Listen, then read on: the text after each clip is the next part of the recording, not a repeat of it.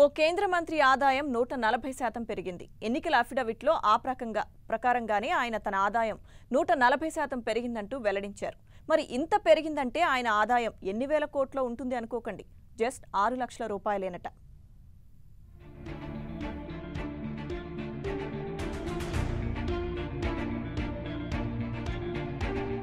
ఆదాయం 6 లక్షల రూపాయలు. మొత్తం ఆస్తుల విలువే 1.96 కోట్లు.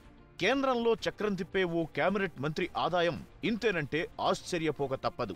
పైగా నితిన్ గడ్కరీ ఓ దశలో ప్రధానమంత్రి అభ్యర్థిగా కూడా పార్టీలో ప్రచారం జరిగింది. అయితే నాగ్పూర్ నుంచి నామినేషన్ దాఖలు చేసిన సందర్భంగా ఆయన తన ఆదాయం 140% పెరిగిందంటూ పొందుపరచడంతో ఎవరైనా ఆ ఆదాయం ఏ కోట్లలోనూ ఉంటుందనుకుంటారు. కానీ కనీసం ఏడాదికి 6 లక్షలే అని చెప్పడంతో ఇది మరీ విడ్డూరంగా ఉందంటూ గుసగుసలు పోయారు.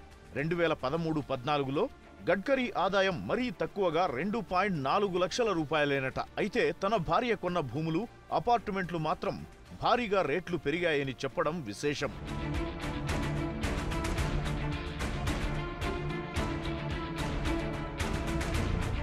ఆయనకి వచ్చే ఆదాయమైన 2.5 లక్షల రూపాయలతో ఆయన భార్య స్థలాలు కాని, భవంతులు కాని ఎలా కొనగలరో కేంద్ర మంత్రికే తెలియాలి.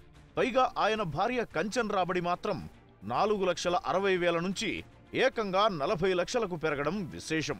ఇంకా వింత ఏమిటంటే నామినేషన్ కార్యక్రమాన్ని భారీగా నిర్వహించిన నితిన్ గడ్కరీ తనకి ఉన్నది అంబాసిడర్ కారు మాత్రమేనని చెప్పారు. దాని వాల్యూ 10,000 రూపాయలు కాగా హోండా కారు మాత్రం 20 లక్షలని చెప్పారు. పైగా తనకి పర్సనల్ లోన్ ₹1,57,00,000 ఉన్నట్లు అఫిడవిట్లో పొందుపరచడం గమనించాలి.